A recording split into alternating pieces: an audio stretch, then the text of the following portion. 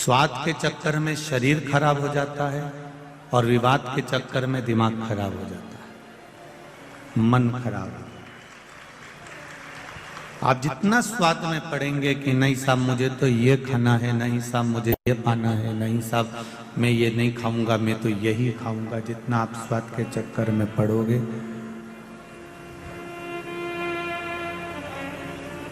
स्वाद उदर को और शरीर को दोनों को समाप्त कर देता है और विवाद बुद्धि को, मन को, दोनों को खराब कर देता है।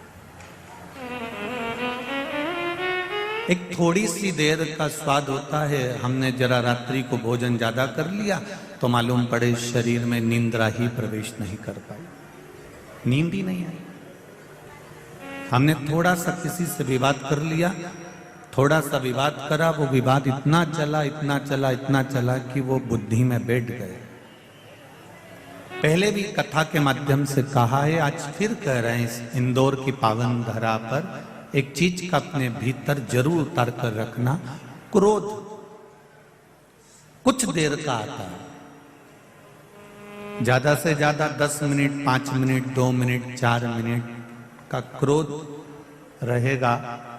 उस क्रोध में आपने अपने घर में से डंडा उठाया, तलवार उठाई, चाकू उठाया या कोई शस्त्र उठाया, बंदूक उठाई और मालूम पड़े किसी के सिर को फाड़ दिया, किसी के पांव को तोड़ दिया, किसी के हाथ को तोड़ दिया, किसी को ज्यादा चोट लग गई। एक विचार करना जरा, 10 मिनट का क्रोध आया है, 8 मिनट का क्रोध आया है, 15 मिनट का क्रोध आया है, 10-15 मिनट ने 10-5 मिनट ने आपका जिंदगी बर्बाद कर दी। आपने किसी का सिर फोड़ दिया, आपने किसी का हाथ पांव तोड़ दिया। सारे मोहल्ले के लोग, सारे गांव के लोग, सारे नगर के लोग आपको समझा रहे थे कि मत कर, ऐसा मत कर, और कुछ लोग ऐसे थे जो तुम्हें उत्साह रहे थे, हाँ हाँ लेके आ डंडा, अपन देख लेंगे, कोई अपन डरते हैं किसी से, ला जरा लेके आ डंडा, उठा के ला डंडा, और तुम पीछा पकड़कर और तुमने उसका मार दिया।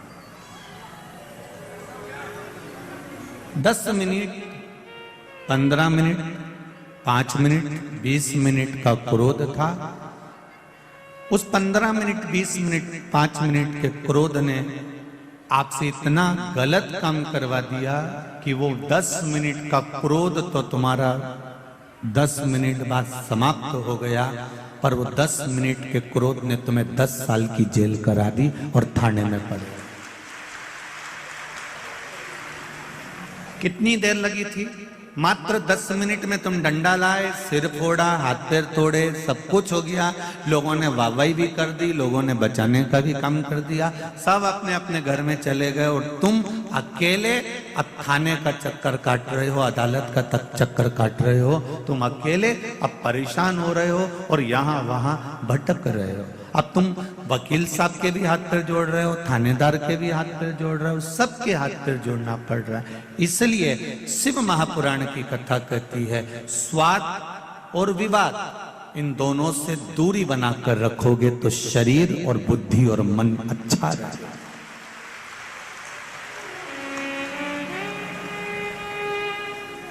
ये मन बुद्धि, ये चित्त, ये वृत्ति आपकी ठीक रहेगी। आप जितना मन को अच्छा कर सकते हो तो विवाद से दूर रहिए।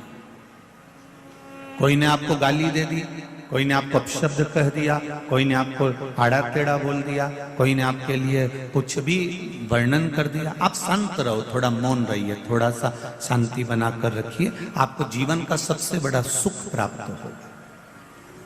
मेरे भोलेनाथ, मेरे शंकर, मेरे देव अधिदेव महादेव फालतू के विवाद में पड़ते ही नहीं थे। पार्वती मैया अगर कुछ बोलती भी थी तो शिव जी यहां से सुने, यहां से निकाल देते थे।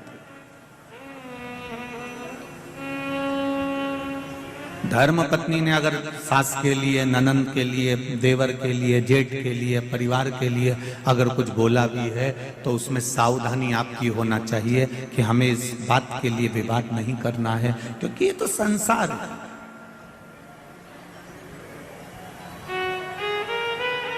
संसार का मतलब ही होता है जिसका कोई सार ही नहीं है, आए हो और जाना है। माता के गर्भ से जन्म लिया था, नग्न अवस्था में थे, पेट भरने वाले ने पेट भरा, मुष्टिकाएं बंदी थी, बुद्धि भी काम नहीं कर रही थी, नेत्र भी नहीं खुले थे, श्रवण शक्ति भी नहीं खुली थी, वाणी भी नहीं खुली थी। तुम्हें यह भी नहीं मालूम था कि तुम अच्छे घर में जन्म ले लोगे, तुम्हें यह भी नहीं मालूम था कि तुम इंदौर में आ जाओगे, तुम्हें यह भी नहीं मालूम था कि अच्छा पुत्र, अच्छा पति, अच्छी पत्नी मिल जाएगी, तुमको यह भी नहीं मालूम था कि अच्छा घर मिल जाएगा, तुमको यह भी नहीं मालूम था कि सुनने के लिए शिव महापुराण की कथा मिल जाएगी। ये तो उस परमात्मा की कृपा से मिली है।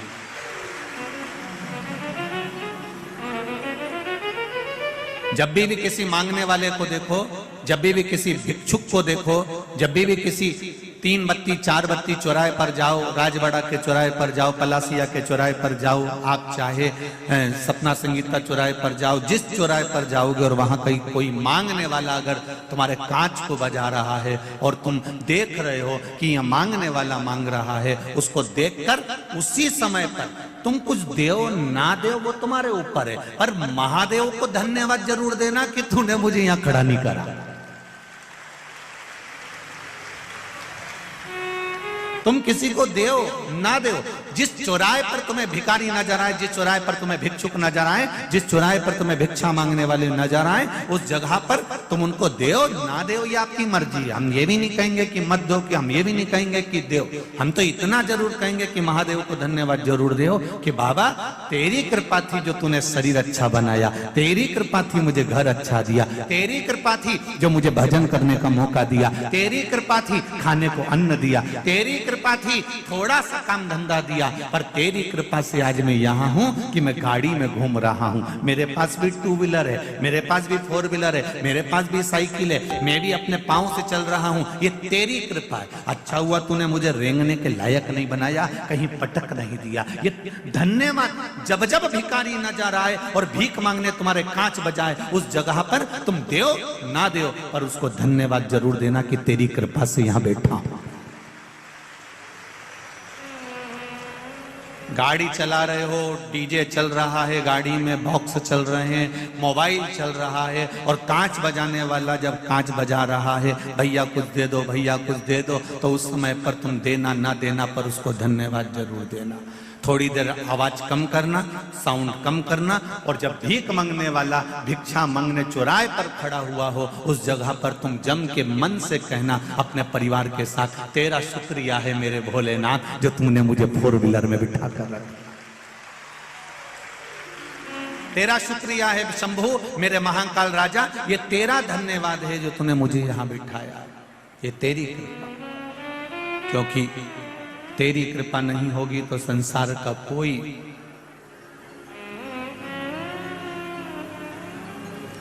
कोई सुख नहीं मिल सकता। तेरी दया है इसलिए आज मैं यहां बैठा हूं, तेरी दया, तेरी करुणा, तेरी उदारता है जो मुझे यहां मिला है, ये तेरी कृपा है।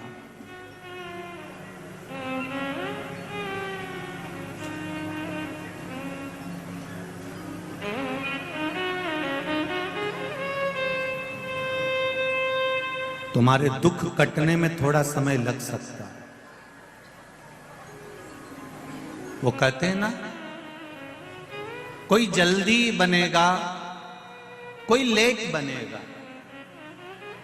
जम के बोलो जरा, कोई जल्दी बनेगा, कोई लेट बनेगा, पर शिव जी को जल चढ़ाने वाला एक दिन सेठ जरूर बनेगा।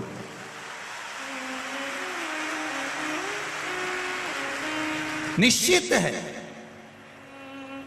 वो लंका का राजा रावण राक्षस, असुर प्रवृत्ति का, जब उसे सोने की लंका मिल सकती है, एक चोरी करने वाला चोर शिव जी के मंदिर में चोरी करने आया शिवरात्रि पर, उसने अपना कपड़ा निकाल के जला के आग लगा के उजाला कर कर चोरी का सामान देखा, और शंकर जी उसे कुबेर बना सकते हैं। एक मृगा करने वाला, हिरण को मारने वाला, पेड़ पे चढ़कर रात भर अपने बच्चों के पेट भरने की तैयारी करता है। रात भर बेलपत्री के पेड़ से बेलपत्र गिरती है, पानी की छाजल में से बूंद बूंद पानी गिरता है, और नीचे पड़े कंकर पर वो जल चढ़ता गया, और शिवरात्रि के दिन शंकर जी प्रकट होकर उसका भंडार भर देते हैं। ये शिवरात्रि की कथा। किसी को लेट मिलेगा, किसी को बोलो बोलो जल्दी मिलेगा, पर मेरे महादेव को जल चढ़ाने वाले को एक दिन सेठ पद जरूर मिलेगा। ये निश्चित है, वो मिलेगा।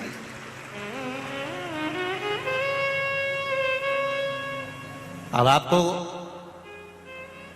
कहीं जाना नहीं है, हो कोई तुमसे कह दे हमारा इतना बड़ा चमत्कार हो रहा है और गड़ा हुआ हंडा मिल रहा है, तो हमको भी बता देना, हम भी चले जाएंगे।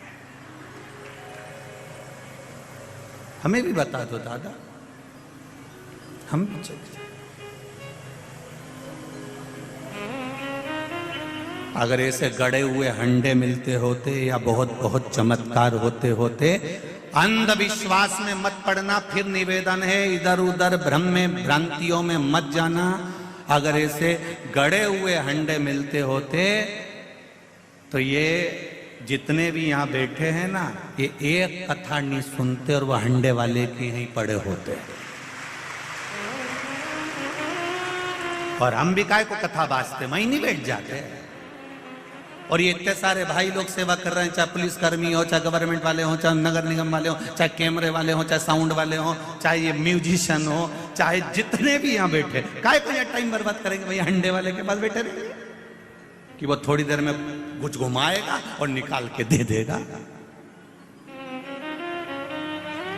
शिव महापुराण में शंकर भगवान ने माता पार्वती से कहा है, गीता जी में भगवान कृष्ण ने अर्जुन से कहा है, विष्णु पुराण में भगवान विष्णु ने लक्ष्मी जी से कहा है, ब्रह्मवृत्ता पुराण में ब्रह्मा जी का संवाद करते हुए स्वयं वीणा देवी से कहा है। वो संवाद आप भी अपनी जिंदगी में उतारना। शंकर भगवान माता पार्वती से कहते हैं, कर्म प्रधान है, आप जितना कर्म करेंगे उतना फल आपके पास प्राप्त होता जाए।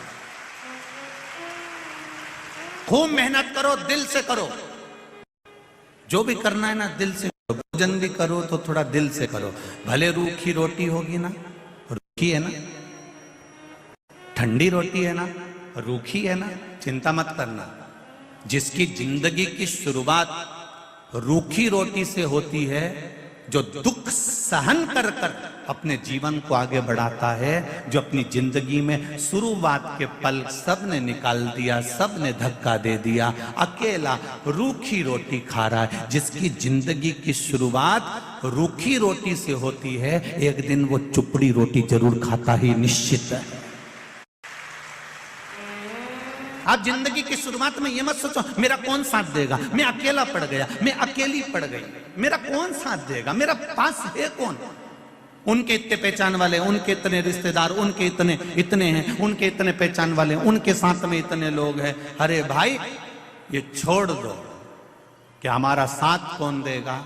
साथ देगा तुमने जो शंकर जी के मंदिर में एक लोटा जल चढ़ाया है, जो तुमने शिव भगवान पर एक बेलपत्र चढ़ाई है, जो तुम दिल रखकर शिव महापुराण की कथा में पहुंचे हो, तुम जो दिल से शिव पुराण सुनने वालों का सेवा कर रहे हो, भाव से आनंद से जो तुम गुणगान कर रहे हो, जो राम नाम, कृष्ण नाम, शिव नाम, पंचाक्षर मंत्र, षडाक्षर मंत्र, द्वादशाक्षर मंत्र, महामृत्युंजय मंत्र या श्री शिवाय नमस्तुभ्यम जप रहे हो, वो तुम्हें तुम्हारा साथ देने के लिए तत्पर रहेगा। जिस समय पर द्रौपदी का चीर खींच रहा था, गुरु द्रोणाचार्य भी बैठे थे, भीष्म पितामह भी बैठे थे, उनके पति भी बैठे थे, धृतराष्ट्र और गांधारी भी बैठे थे। ऐसा कौन था जो नहीं बैठा था? सब उस सभा में बैठे हुए थे। और रोई द्रौपदी, सबके सामने जाकर रोई। गुरु द्रोणाचार्य से बोला, मैंने आपसे गुरु मंत्र लिया है, तुम मेरे गुरु हो, तुमने मुझे गुरु दीक्षा दी है, मेरा चीर खींच रहा है। ये मेरी साड़ी खींची जा रही है, तुम कुछ नहीं बोलोगे? साड़ी देख कर भी गुरु भी कुछ नहीं बोले और पांडव भी कुछ नहीं। इतना बड़ा वीर बैठा हुआ था भीम, इतना बड़ा बड़ा योद्धा बैठा हुआ था उस सभा में। भीम जैसे योद्धा भी बैठे हैं, अर्जुन जैसा धनुष चलाने वाला भी बैठा है, तीर चलाने वाला भी बैठा है। विद्वानों में विद्वान धर्मराज युधिष्ठिर तक बैठे हुए थे, नकुल सहदेव तक बैठे हुए थे। सब साड़ी देखते रहे पर कोई बचाने नहीं आया। अंत समय में फिर मेरे भगवान को आना पड़ा। उसी तरह जैसे भीम, अर्जुन, नकुल, सहदेव, युधिष्ठिर, भीष्म पितामह और धृतराष्ट्र, गांधारी, गुरु द्रोणाचार्य जितने थे ना, सब साड़ी देख रहे थे पर बचाने कोई नहीं आया। उसी तरह अंत अवस्था में पलंग पर पड़े रहोगे, सब नाड़ी देखते रहेंगे पर बचाने कोई नहीं आएगा। साड़ी देखने वाले भी बचाने नहीं आए और नाड़ी देखने वाले भी बचाने नहीं आए। अंत समय में केवल मेरा देव अधिदेव मां ही आएगा। अंत समय परमात्मा की ओर जाने में देरी मत करो। कितना विश्वास है आपका? जितने लोग इस पूरे ग्राउंड में बैठे हुए हैं लाखों की संख्या में, इससे डेढ़े पूरे ग्राउंड के चारों तरफ बाहर बैठकर ओटलों पर कथा सुन रहे हैं। जितने अंदर हैं उससे डेढ़े बाहर।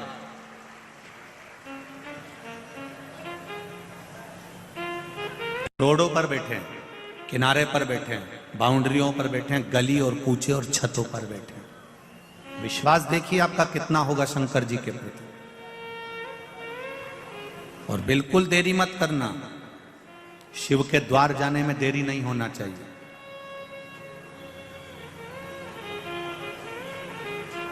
एक पत्र आया है, आज और कल का ही पत्र है, देख लीजिए।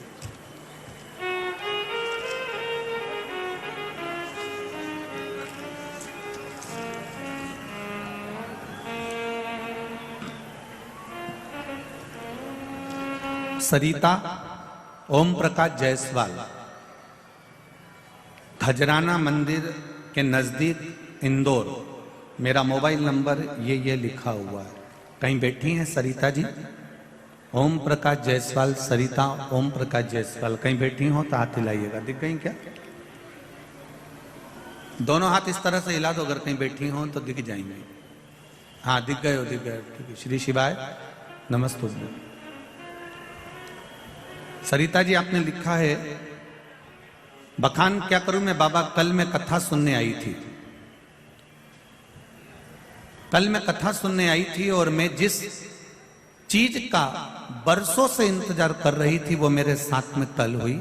गुरुजी, मेरी बाबा की कृपा से 4 साल पहले जो इंटरव्यू दिया था उसका रिजल्ट कभी नहीं आना था, पर बाबा की कृपा से मेरी रेलवे की नौकरी का रिजल्ट कल कथा सुनने पर यहां से जाते समय आ गया। यह पत्र है सरिता जी, ओम प्रकाश जायसवाल, खजराना, इंदौर। मोबाइल नंबर भी आपने दिया है, आपको बहुत बहुत धन्यवाद। बैठिए दीदी। श्री शिवाय नमस्तुभ्यम। बाबा की कृपा, मेरी रेलवे की जॉब का ऑर्डर, नौकरी का ऑर्डर कल आ गया। गुरुजी मैं कथा सुनकर जा रही थी और बाबा ने मेरा हाथ पकड़ दिया। ये शिव है, ये शंकर।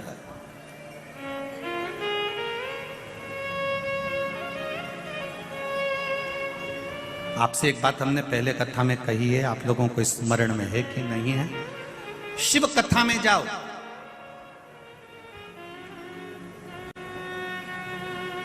तुम्हारे गले की चेन, मंगलसूत्र, अंगूठी, ब्रेसलेट, पर्स, मोबाइल सब घर पर रखकर आओ। यहां जब आओ तो केवल शिव जी पर विश्वास लेकर आओ, उसके सिवा कुछ मत लाओ। केवल विश्वास लेकर आओ, केवल भरोसा, केवल दृढ़ता, उसके सिवाय कुछ नहीं। और जब विश्वास पूर्ण होगा तब कुछ फल की प्राप्ति जरूर। जो पाली छूकर आ गया और किसी की पकड़ में नहीं आया तो समझ लो कि वो जीत गया। ये निश्चित है, ये निश्चित है। आपसे भी निवेदन है, मान लो कोई कहे कि बहुत भीड़ है, साफ कथा में पांव रखने की जगह नहीं है, तो भी पाली तो छू के चले जाना। एक बार उसके दरवाजे तक आ गए, एक बार उसकी चौखट तक आ गए, शिव के शिवालय तक आ गए, उसके मंदिर तक पहुंच गए, उसकी चौखट तक पहुंच गए, उज्जैन महाकाल की नगरी तक पहुंच गए, फिर भले मंदिर गए ना गए, ओमकारेश्वर की धरा तक पहुंच गए, भले मंदिर गए चाहे ना गए, उसकी पाली तो छूकर आ गए, मतलब जीत गए निश्चित। तेरे मंदिर में आना मेरा काम है और मेरी बिगड़ी बनाना तेरा। तेरी चौखट पर मैं आ गया, अब दर्शन दिखाना तेरा काम है।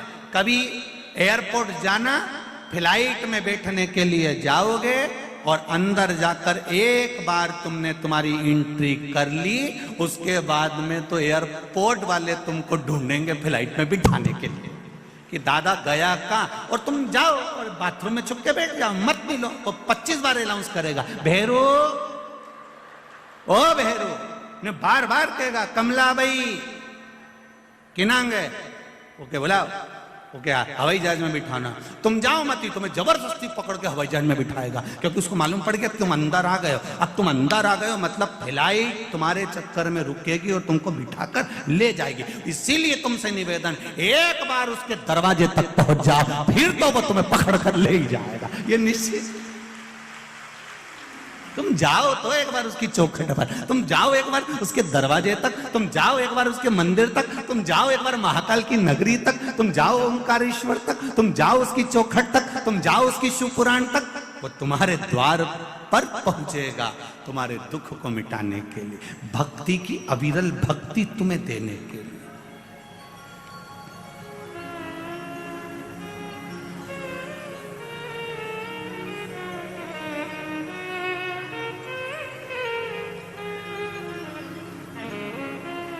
ये जो नजारा है आपका भक्ति का, ये पूर्व में कभी देखा नहीं।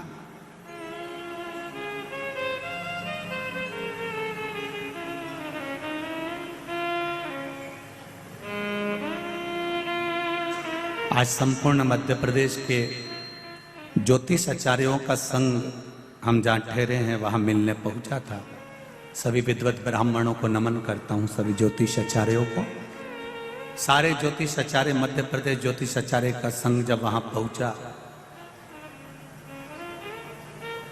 बुजुर्ग ब्राह्मण जनों का जो भाव था, उन्होंने एक शब्द बड़ा सुंदर कहा, गुरुदेव महाराज मिश्रा जी, हमारी पूरी जिंदगी निकल गई, कई मंदिर ऐसे थे जहां पर जाले लगे होते थे, पर आज उन मंदिरों में भी लोग लाइन लगाते हैं, ये शिव की कृपा, ये शंकर की उदाहरण। ऐसा नहीं है कि पुराने समय में कथा नहीं होती थी, कथा बहुत होती थी। पहले कथाकार भी बहुत बड़े, कथाएं भी बहुत बड़ी, कथा भी खूब हुई, भीड़ भी खूब बड़ी। ऐसा नहीं कि भीड़ नहीं बड़ी, पहले कथाओं में भीड़ भी बहुत बड़ी, कथाएं भी बहुत बड़ी, कथाकार भी बहुत बड़े, आयोजन भी बड़े से बड़े हुए, पर एक काम पीछे रह गया था, लोग मंदिर तक नहीं जा पा रहे थे, वो शिव महापुराण ने उनको वहां तक पहुंचा दिया, मंदिर तक चलो।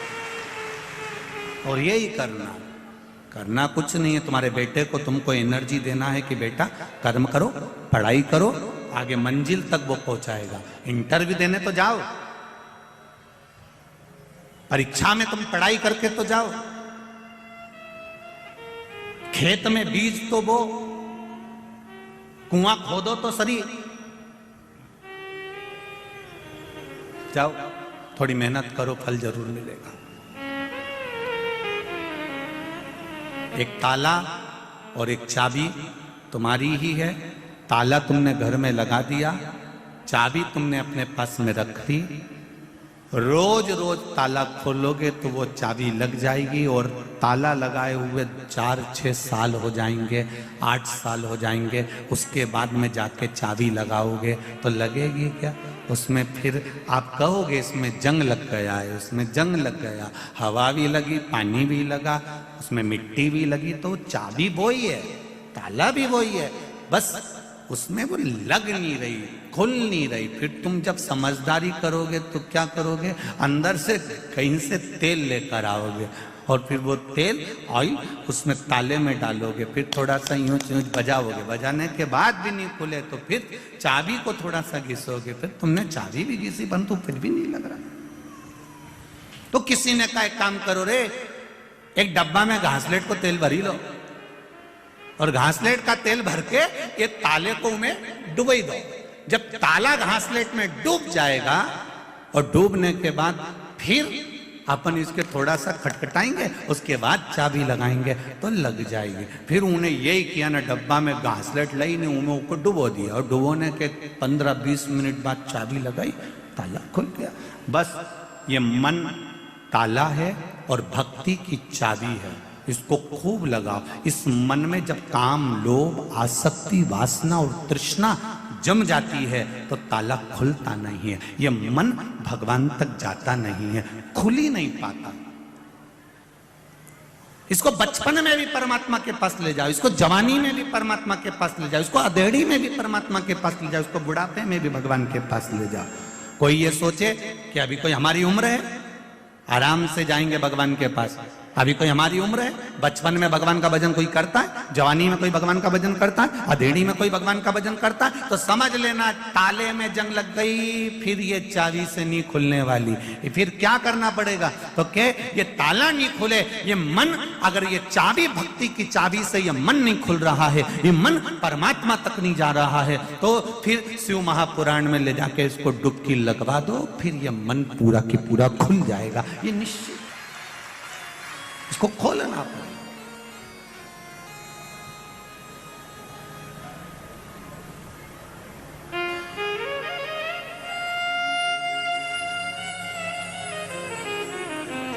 मेरे भोले तेरा सहारा है, मेरी नैया का तू किनारा है। हमने तेरे भरोसे पर करा, तेरे विश्वास पर करा। हम भगवान के मंदिर जाते रहे, रोज ताला खोलने का प्रयास करते रहो, रोज चाबी लगाते रहो, खुलेगा। ये निश्चित है एक दिन खुलेगा जरूर, पर विश्वास रखकर आप परमात्मा की भक्ति को धारण करें। मेरा आप सबसे निवेदन है, कथा में भीड़ बढ़ाने के लिए कभी मत जाना। और यहां भी आप लोगों से भी कहूंगा एक बात, भीड़ बढ़ाने मत आओ, या कोई तुमसे कहे कि एक बार चल तो सही, अपने ऊका भी कहना नहीं मानना। तुम तो तुम्हारा रोटी खाओ ना, चद्दर ओढ़ के सो जाओ, मत आओ। यहाँ वैसे ही जगह नहीं दादा, यही करो, भीड़ बढ़ाने मत आओ।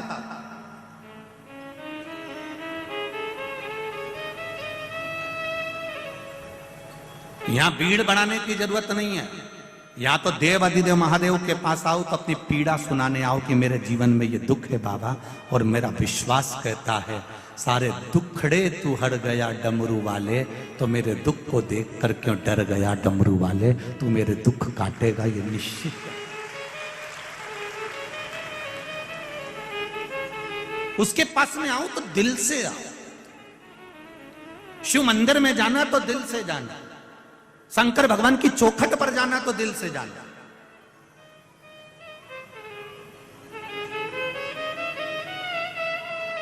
जरा सा तुम फोन पे बात करो और तुम्हारा मन नहीं लगे तो तुम्हारी धर्मपत्नी पहचान जाती, जरा सी देर में।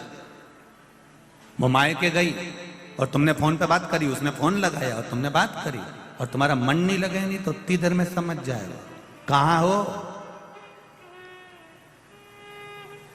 दिन भर फोन पे बात नहीं करते, कम से कम 5 मिनट तो अच्छे से कर लिया करो।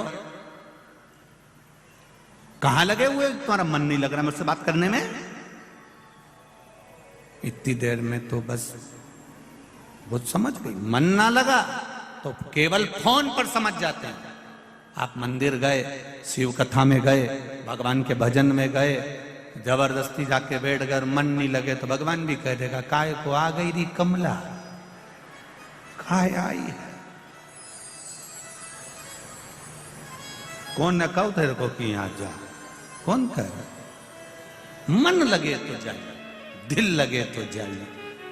शिव के मंदिर में भी जाओ, जब घर से एक लोटा जल भर कर लेकर जा रही हो, परिंडे में से, हंडे में से, नल में से एक लोटा पानी भर कर लेकर जा रही हो, तो तुम्हारा दिल, घर के लोग पूछे कहां जा रही हो मां, बेटा कहां जा रहे हो? शिव मंदिर तक जा रही हूं, शंकर भगवान को जल चढ़ाने जा रही हूं, शिव से अपने हृदय की बात कहने जा रही हूं, क्योंकि मेरे दिल की बात कोई नहीं सुन सकता।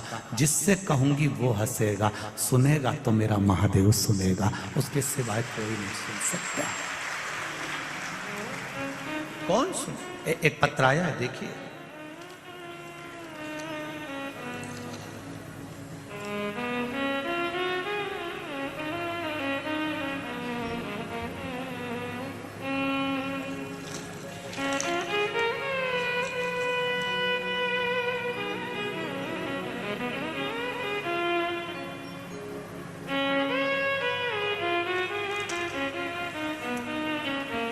मैं कैलाश ममताबाई सीखी, ग्राम भीकुपुरा, पूजापुरा, तहसील बागली, धारा जी के निवासी हूं। कहीं बैठी हो तो हाथ हिलाइएगा,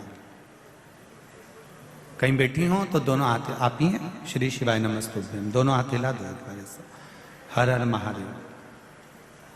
गुरुजी, शिव की महिमा का और आप क्या वर्णन करूं। मेरा लड़का 15 वर्ष का है, जिसको लीवर में इन्फेक्शन हो गया था। उसको मैं एप्पल हॉस्पिटल इंदौर लाया, जहां डॉक्टरों ने जांच करने के बाद उसके बचने की कोई उम्मीद नहीं बताई। कह दिया आप इसको घर ले जाओ। फिर उसकी रिपोर्ट लेकर 2-3 बड़े अस्पताल में हम बताने गए। सभी डॉक्टरों ने मना कर दिया कि इसका लीवर काम करना बंद कर दिया है, कुछ दिन बिल्कुल डैमेज हो चुका है, इसका लीवर बिल्कुल काम नहीं कर रहा, शून्य पर आ गया और ये अंतिम पड़ाव पर है, जाएगा। विशेष जुपिटर अस्पताल जो कि 3 इमली इंदौर में है, वहां पर भी गए और डॉक्टरों से बोला कि आप एडमिट तो करो, कम से कम मेरे बच्चे को देखो। तो भर्ती करने का मना कर दिया। भर्ती करने के फिर हमने जब बोला, तब जाकर बाबा की कृपा से उनको भर्ती करने के जांचें शुरू हुई। डॉक्टर ने बोला इनका लीवर खत्म हो चुका है, जिसका कोई इलाज नहीं है, आप पैसे बर्बाद मत करो, आप इसे घर ले जाओ, इसे कोई भी डॉक्टर नहीं बचा सकता। फिर मेरी पत्नी रात 10 बजे डॉक्टर के पास गई और बोली आपने अपना काम किया है, बाबा से विनती करती हूं मैं, आप इसका थोड़ा तो इलाज करो, मेरे बच्चे को बचा लो, 15 साल का है। काम करने, डॉक्टर कहते हैं हमें अपना काम करने दो, आपको जो करना है करो, हम 2-1 दिन रखेंगे, बाकी इसको छोड़ देंगे। फिर मैं बाबा की कृपा से मेरी सहेली को मैंने फोन किया, फिर उसने मुझे सीहोर का रुद्राक्ष दिया। वो रुद्राक्ष हमने जल गलाया, शिव जी को जल चढ़ाना प्रारंभ करा। शंकर पर चढ़ा हुआ जल लेकर आई। डॉक्टर ने मना कर दिया था कुछ देने से, हमने आधी चम्मच से भी आधी चम्मच उसको डॉक्टर से हाथ जोड़कर उस जल को उस बच्चे को श्री शिवाय नमस्तुभ्यम का मंत्र बोलकर पिला दिया। तेरी कृपा बिना ना हिले एक भी अणु, लेते हैं श्वास तेरी कृपा से तनु। हम फिर कहेंगे, कथा सुनने आप लोग आए हैं, भले आपको 4 घंटे लग रहे हो, 5 घंटे लग रहे हो, पर उसके द्वार पर जाकर आप कथा सुन रहे हो, बैठकर कथा सुन रहे हो।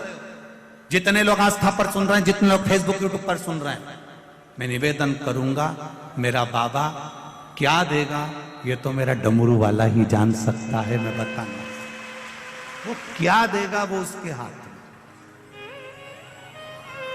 ये उसके हाथ में। तेरी कृपा बिना न हिले एक भी अणु, लेते हैं श्वास तेरी कृपा से तनु तनु। बखान क्या करूं मैं राखों के ढेर का, चपटी भभूत में खजाना कुबेर का। आप दिल से रिझाओ उसको। भगवान विष्णु जी ने, भगवान शिव जी ने ब्रह्मा जी से कहा, ब्रह्मदेव सृष्टि की रचना करिए और सृष्टि को आगे बढ़ाइए।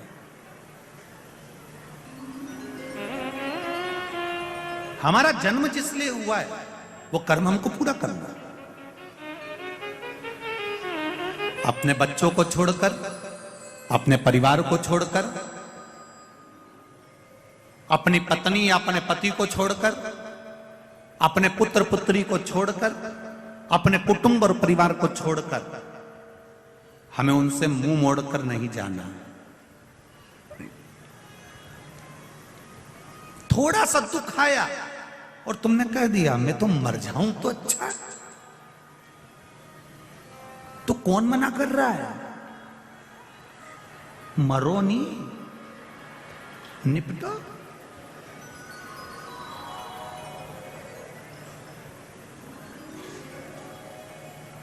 पर नहीं मरूंगी मैं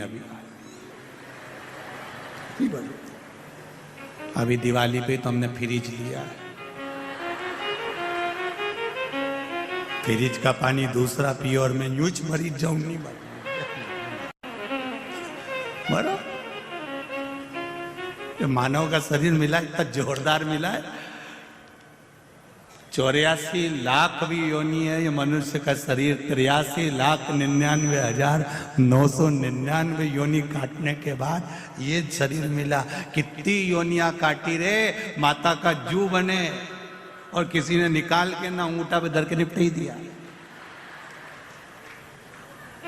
फिर खटमल बने ने खटिया में घुस गए और किसी ने घासलेट का तेल डाली ने धूप में पटकी दिया, निपट गया। मछली बने तो निपटा दिया, मच्छर बने तो निपटा दिया। कितनी योनियां ली पर उस योनि में हमने नहीं किया कि मच्छर बोला। कभी तुमने कभी मच्छर से बात करना, मच्छर बोले कि मैं सुसाइड करूंगा? मच्छर भी नहीं बोले भले मैं नाली के पास पड़ा रहूं, भले मैं पड़ा रहूं, पर नहीं करूंगा सुसाइड, चाहे कुछ भी हो जाए, नहीं मरूंगा। मक्खी नहीं मरना चाहे तो तुम्हें कौन ने अक्ल दे दी कि जरा सा कर्जा बढ़ गया, जरा सा दुख बढ़ गया, जरा सा टेंशन बढ़ गया, जरा सी परेशानी आ गई और तुम क्यों कि मर जाऊं तो अच्छा? जब मच्छर नहीं मारे ना खटमल नहीं मरे, तुम काहे को मरो? नहीं मर जा, कर्जा ही हुआ है ना, देखा जाएगा। जिंदा रहेंगे तो चूकेगा, और अगर कर्जा लेके मर गए तो अगला जन्म भैंस का मिलेगा, और भैंस का जन्म मिलेगा तो जिसका कर्जा है उसी के घर में रहेंगे और वो सेठ जी दिन भर दूध निकाल निकाल के पिएगा। तो इससे अच्छा है कि मैं भैंस नहीं बनूंगी, मैं तो अगला जन्म मेरे को भैंस का नहीं चाहिए, तो मैं तो कर्जा चुका के मरूंगी। कोई तुमसे कहे कि कर्जा हो गया, इतना हो गया, चुकाना पड़ेगा, आएगा तब दूंगे, आएगा तब देंगे, मना नहीं है। हम बिल्कुल मना नहीं करें तुमसे कि हम नहीं देंगे, देंगे, पर आने दो दिन। तो इतनी जब तुम्हारे पास 1 रुपया भी नहीं है तो इतनी खुश होके तैयार वैयार होके कथा में क्या हो जाती है? नो सियोर वाला महाराज बोला है, भगवान की कथा में मुसद्दी लाल जैसे नहीं जाता। भगवान के पास जाना और भगवान के चरणों में जाना तो हमेशा खुश होकर जाना। हमने पहले भी कहा, तुम शिव जी को 1 लोटा पानी भी नहीं चढ़ा सकते, कोई बात नहीं, तुम उसके दरवाजे के सामने से भी निकलो ना तो उसको मुस्कुरा कर चले जाओ। शंकर भगवान भी टेंशन में रहेंगे, ये पगली हंसी क्यों थी, क्यों हंसी? और अगर तुमको ऐसा लगता है कि सियोर वाला महाराज गलत कह रहा है तो अभी तुम यहां से रास्ते से जाना, कहीं का दुकान वाला बैठा हो तो तुम मुस्कुरा के चली जा, आधा टेंशन में पड़ जाएगा। कौन थी, कौन, ये मुस्कुराई क्यों?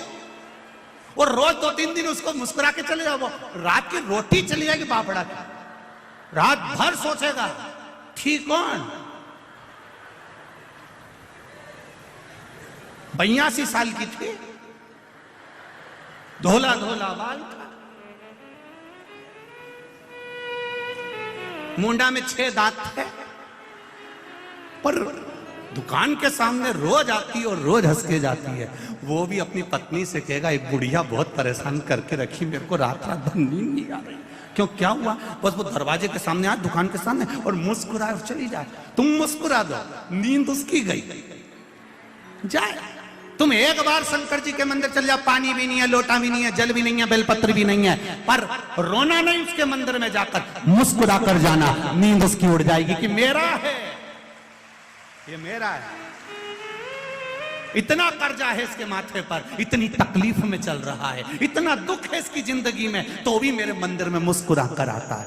तो पार्वती जी भी शंकर जी से कह देगी और मत सुनो, बेचारी रोज मुस्कुरा के आती है, इसलिए आती है कि तुम कुछ तो कह दो।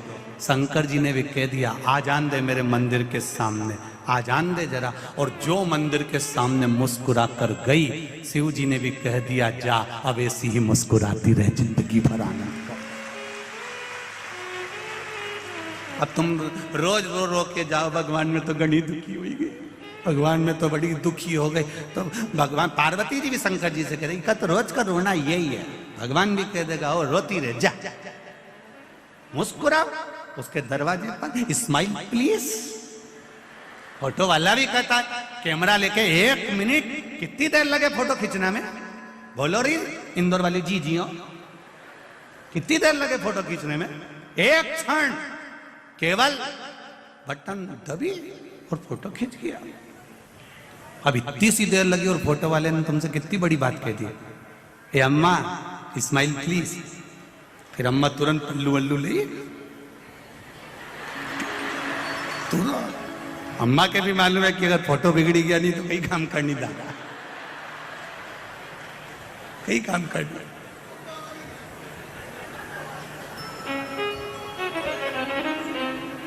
अभी कहीं हमने वो अखबार में पढ़ा था, किसी न्यूज में देखा था कि वो आधार कार्ड बन रहा था, वो वोटिंग कार्ड, हमने टीवी में और न्यूज में देखा था, तुमने भी पढ़ा होगा। उसमें लिखना था कि श्रीमान ये गुप्ता, उनने लिख दिया श्रीमान कुत्ता। सही है कि गलत है? उनने लिख दिया श्रीमान कुत्ता। अब पत्नी के हाथ में वो आ गया, उसने पढ़ा, आए जी, आए जी। पति दौड़ के आए, क्या हुआ? तुम्हारा कार्ड आ गया है। क्या लिखा है? तुम तो कुत्ता थे, अब वो यह कुत्ता कैसे हो गए? विचार करिए दादा, बच्चे रहो। अब तुमने ये कैसे लिख दिया? उसके द्वार तक जाओ, दुनिया कहे कहने दो। फोटो वाला 1 सेकंड लगाता, 1 सेकंड में खटका दबा, फोटो खींच गया। और फोटो खींचा, बस उसने बोला स्माइल प्लीज। उसने क्यों बोला? 1 मिनट की स्माइल 1 सेकंड की दी है और फोटो अच्छा आ गया। तुम्हारी 1 मिनट की स्माइल से अगर फोटो सुधर सकता है तो तुम्हारी 1 मिनट के भजन से जीवन सुधर सकता है। 1 मिनट का भजन तुम्हारे जीवन को सुधार सकता है। करो भजन, भगवान की भक्ति। 1 मिनट का समय निकालो, भगवान के मंदिर जाओ। हम पहले भी कहे 24 घंटा परमात्मा ने दिया है, 24 घंटा भजन नहीं कर सकते तो कम से कम 12 घंटा करो। 12 घंटा नहीं कर सकते तो 6 घंटा करो। 6 घंटा नहीं करो तो 3 घंटा। 3 घंटा नहीं करो तो 2 घंटा भजन करो। 2 घंटा नहीं करो तो 1 घंटा करो। 1 घंटा भजन नहीं करो तो 15 मिनट। 15 मिनट नहीं करो तो 5 मिनट। 5 मिनट नहीं करो तो 1 मिनट करो। और 1 मिनट भी नहीं करो तो चुल्लू भर पानी में डूब मरो। जब 1 मिनट तुम परमात्मा भजन नहीं करो तो क्या मतलब कि ऐसा जीवन किस काम का कि 1 मिनट भगवान के लिए नहीं निकाला। रोज अपने घर पर क्यों, मैं मंदिर जाऊंगी, भगवान शंकर को जल चढ़ाऊंगी, शिव जी को पानी चढ़ाऊंगी, मेरे बीच में कोई नहीं बोलेगा, मैं शंकर जी का गुणगान करूंगी, शिव मंदिर की ओर जाऊंगी।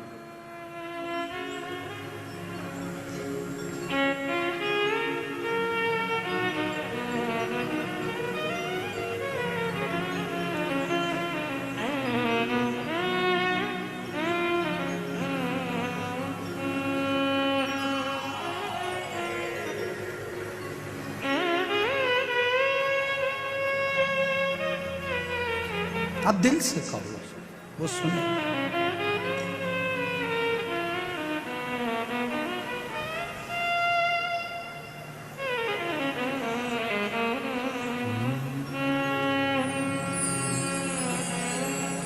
माथे पे बोले तूने चंदा सजाया।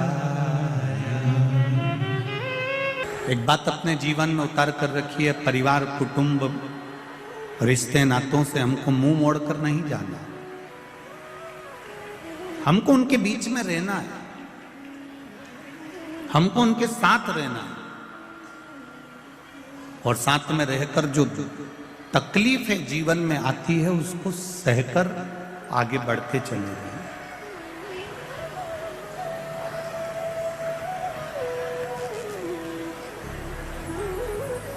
देखा, ब्रह्मदेव से कहा सृष्टि की रचना करो। ब्रह्मा जी ने जंघा से मनु और शत्रुपा को प्रकट कर दिया, हृदय से दक्ष जी को प्रकट कर दिया। उत्तानपात, प्रियवत, देवहूति, प्रसूति, आकुति ऐसी कन्याओं का वर्णन। हृदय से ब्रह्मा जी ने दक्ष को प्रकट किया।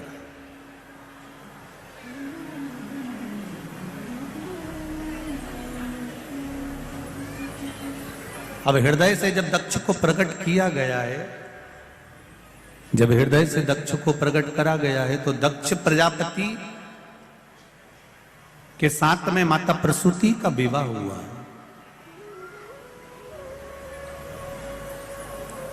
माता प्रसूति के गर्भ से जितने बच्चों ने जन्म लिया वो सारे की सारे संस्कारवान। इसलिए आज भी हॉस्पिटल में जहां बच्चा जन्म लेता है, उस जन्म लेने वाले कक्ष के बाहर लिखा रहता है प्रसूति कक्ष। मतलब दक्ष प्रजापति की धर्म पत्नी का नाम आज भी हॉस्पिटल में प्रसूति कक्ष के रूप में लिखा होता है कि यहाँ माता प्रसूति के गर्भ से बच्चों ने जन्म लिया था, तो वो सारे बच्चे संस्कारित थे। इस कक्ष में जो बच्चा जन्म लेगा वो भी संस्कारवान होगा, ये निश्चित है, ये निश्चित था। उसका नाम प्रसूति कक्ष रखा गया।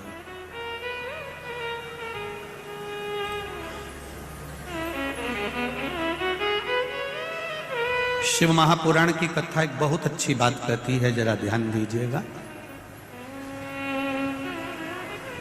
धन चले जाएगा तो वापिस आ जाएगा,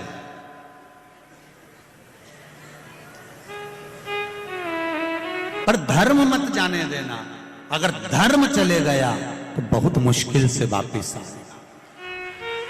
धन वापिस आ सकता है, पर हमारा धर्म गिरने में आ गया।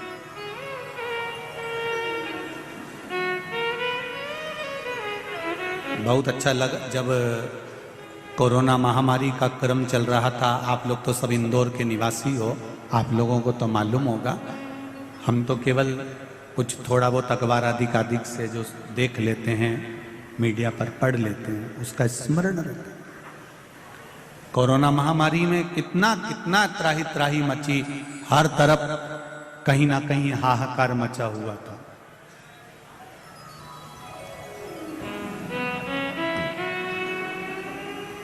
मैं आदरणीय संजय भैया शुक्ला जी को धन्यवाद देना चाहूँगा इस चीज़ के लिए कि उन्होंने कोरोना महामारी के समय पर ऑक्सीजन मशीन हो, चाहे दवाइयाँ हो, चाहे हॉस्पिटल हो, उस समय पर इनका सहयोग बड़ा पड़ा।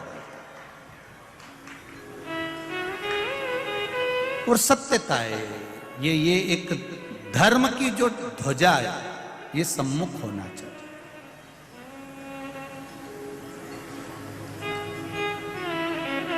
धर्म की ध्वजा अग्रण्य होना चाहिए, और उसका जो सुख है वो सुख कहीं नहीं मिल सकता। कल रात्रि को यहाँ पर बहुत सारे लोग सोए हुए थे, इंदौर वाले लोग, आप लोग तो दर्शन करने आते होंगे। रात्रि के समय पर यहाँ पर जो लोग सोते करते हैं, बाहर से आए हुए जो अतिथि लोग हैं वो भजन करते हैं, कीर्तन करते हैं रात भर। संजय भैया शुक्ला परिवार ने तो, उनके मित्र मंडली ने तो व्यवस्था करी है रुकने की भी, और भोजन आदि की सब व्यवस्थाएं बाहर से आए हुए लोगों की करी है। पर फिर भी मेरे इंदौर के जो दानवीर हैं वो जब यहाँ पर रात्रि के समय पर आकर कोई बिस्कुट, कोई खिचड़ी, कोई कुछ बांट रहा था, उसके मैसेज जब हमारे सीहोर कुबेरेश्वर धाम पर गए, वीडियोस गए, बड़ी प्रसन्नता हुई कि मेरा इंदौर इंदौर है, ये साधारण नहीं। आप दुनिया की सेवा कर रहे हो, मान रहे हैं, पर ये शंकर के जो भक्त हैं ये कोई साधारण नहीं है। इसी कथा के पंडाल में एक IAS ऑफिसर भी बैठी हुई है जो महाराष्ट्र से आई है, केवल कथा सुनने के लिए आई है और इसी पंडाल में सोती है और कथा सुनकर 7 दिन की चली जाएगी। कई ऐसे हैं बेटा बेटियां जो बहुत, ऐसा नहीं है कि कई कई लड़के बेटियां बेटे अगर सोचे कि हम जीन्स पहने, हम टी-शर्ट पहने, हम आज के फैशन के हैं, हम आज के फैशन के हैं, हमें कोई मतलब नहीं भगवान की भक्ति से, हमें कोई मतलब नहीं भगवान के भजन से। मैं उनसे कहना चाहूंगा, जिंदगी में आप पहनावा कैसा भी पहनो, कैसा भी भोजन करो, पर निवेदन है अपने सनातन धर्म को लेकर आगे बढ़ो तो जिंदगी सार्थक हो।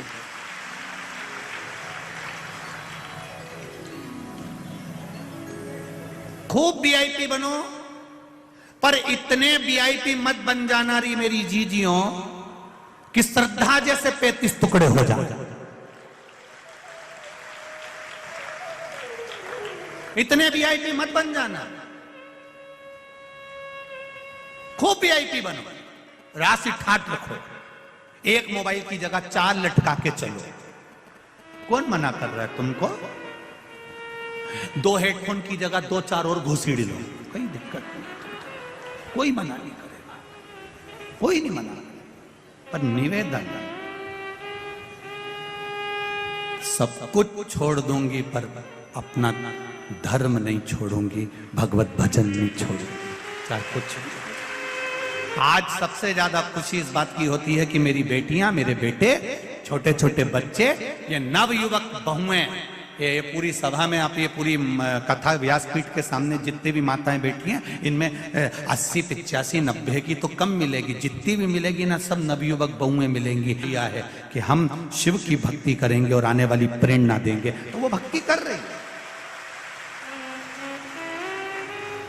इनमें देख लो कहीं की डोकरियों मिल जाए चीज जोरदार, और मिलेगी भी तो ओल्ड इज गोल्ड मिलेगी, तो ऐसे मिल जाएगी दमदार। तुम देखो पूरी कथा, ये उठी, प्रणाम प्रणाम प्रणाम, एक और उठी है, जय हो, एक और उठी इधर भी, धन्य है। नमन मेरी माओं को, प्रणाम करता हूं आपके चरणों को, धन्य। संजय भैया गजब तो करा, डोकरियों भी आई है। बैठो बैठो, प्रणाम करता हूं आपको, नमन नमन।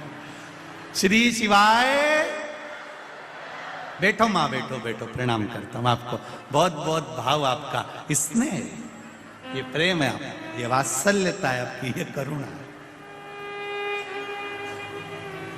और उसकी भक्ति के बिना कुछ भी नहीं। शिव कथा कह रहा है, अपना फर्ज मत भूलो। प्रसूति मैया का विवाह